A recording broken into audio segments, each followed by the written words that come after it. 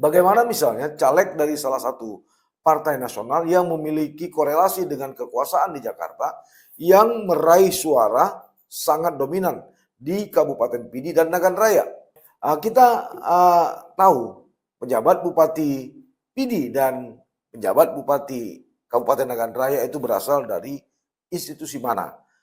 Sehingga bolehlah kita menduga-duga, menarik benang merah kenapa caleg dari partai nasional ini menang telak atau mayoritas memperoleh suara tinggi di Kabupaten Nagan Raya dan Kabupaten Pidi. Saya tidak mengambil kesimpulan, Anda lah yang menduga-duga.